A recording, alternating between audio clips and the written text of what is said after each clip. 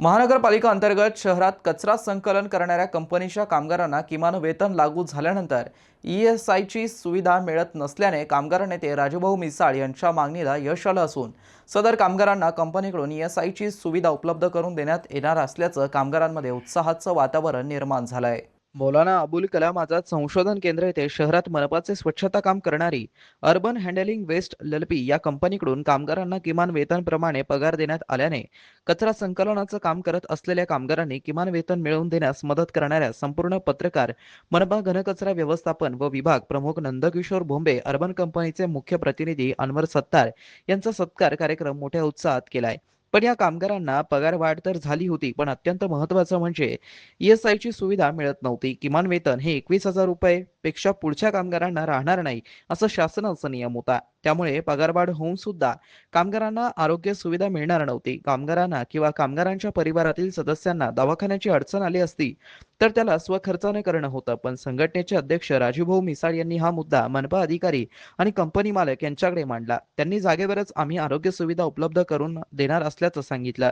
त्यावर कामगारांनी समाधान मानलं आहे। त्यामुळे कामगारांमध्ये आनंद आणि जल्लोष करण्यात आला। या कार्यक्रमामध्ये मोठ्या संख्येने कामगार उपस्थित होते।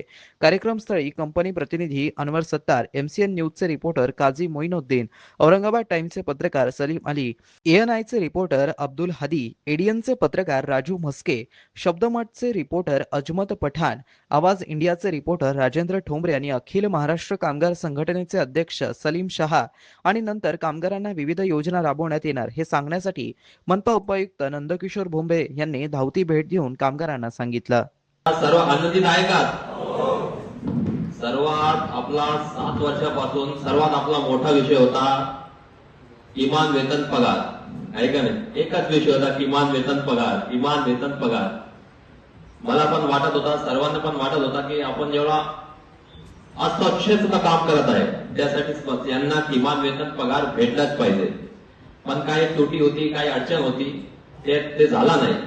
सत्तार साहेबांनी हा नवे कंपन्यांच्या मार्फत हे तुमचं काम करून दिलं ना।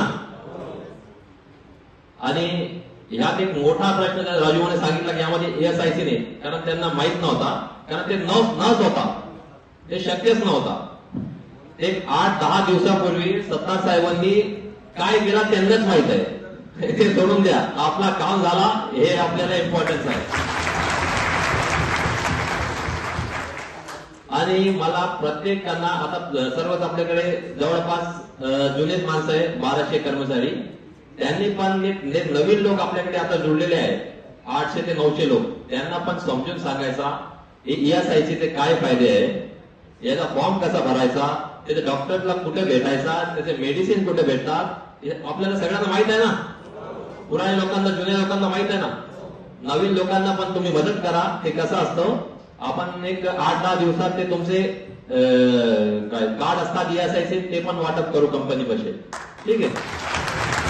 आता हे झाला तुमचा काम, आता माझा काम बोलण्याचा विषय नव्हता, पण काय जवळपास जेवढे मोठे लोक बसतील, जेवढे मोठ्या संख्येने लोक उपस्थित आहे, हे चांगला एक स्टेज आहे बोलण्यासाठी। आता कंपनीने पगार तुमची जवळपास डबल केली, डबल पेक्षा जास्त केली, ठीक आहे। पण आपली जबाबदारी आहे की आपला पण काम आपण डबल नाही तर 75% तरी करा, आहे का नाही? आणि तुम्ही पण खूप चांगला काम केला। आपल्याला 1.5 महिन्यापासून शहरात स्वच्छता दिसून येत आहे। पहिल्यासारखा तिथे जीव पडलेला आहे, तिथे कचरा पडलेला आहे, या मीडियावाले फोटो आले, आपण फोटो टाकतात, सध्या तुमचे पण ते बंद झाले साहेब। एक बरेच गाड्या कमी होते, लोक कमी होते, ते आमच्या पण लक्षात आला। पण सध्या तुम्ही काही शहरांना, जसं दिशा सरांनी सकाळी सांगितलं होता की काही शहरांना 2-3 महिने लागतात, 4 महिने लागतात या स्टेजला पोहोचण्यापर्यंत, आपण 1.5 महिन्यात पोहोचले, हे तुमचं मी अभिनंदन करतो।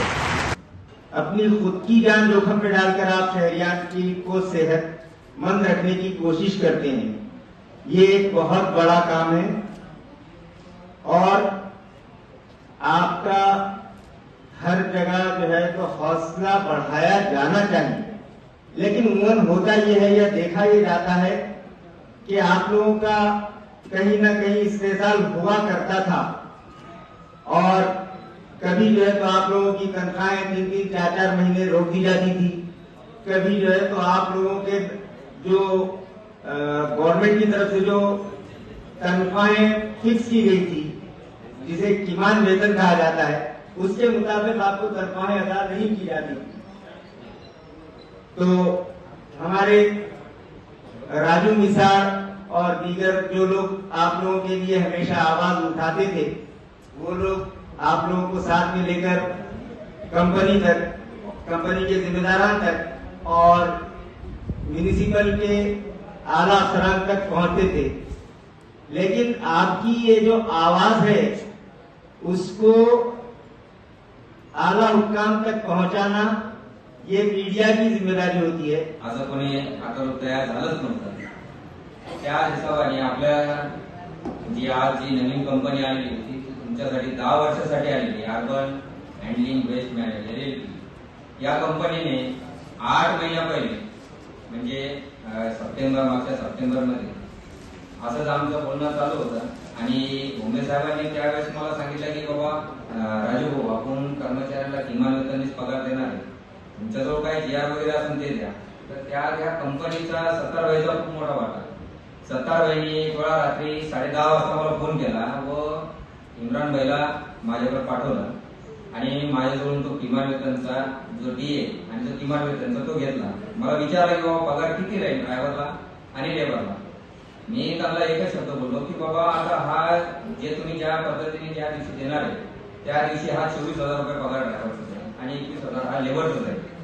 तर म्हटलं आता हा सांगता नाही कारण उद्या गव्हर्नमेंट काय चेंज करा नाही आम्हाला माहित नाही, पण सध्याच्या घडीला आहे म्हणजे सध्याच्या घडीला आहे ना तर आम्ही हा किमान वेतन द्यायला तयार आहे। कंपनी सुरू व्हायच्या पहिली गोष्ट आणि हा भारताच्या 2025 मध्ये ही गोष्ट झाली आणि शब्दाला जपणं, शब्दाला जाण ठेवणं, कर्मचाऱ्यांची जाण ठेवणं असा तुम्हाला व्यवस्थापक प्रतिनिधी तुम्हाला लाभले ही खूप मोठी भाग्याची गोष्ट आहे। त्यामुळे मी सत्कार व्हायचं जितकं अभिनंदन करावा, जितका सत्कार करावा, जितका कौतुक करावा तितका कमी। पण माझं एक म्हणणं आहे कंपनीकडे, आता आपले भोंगे साहेब इथं नसल्यामुळे मी एका कंपनीच्या माध्यमातून तुमची एक मागणी त्यांच्याकडे की कंपनीचा काही त्याच्यात दोष नाही।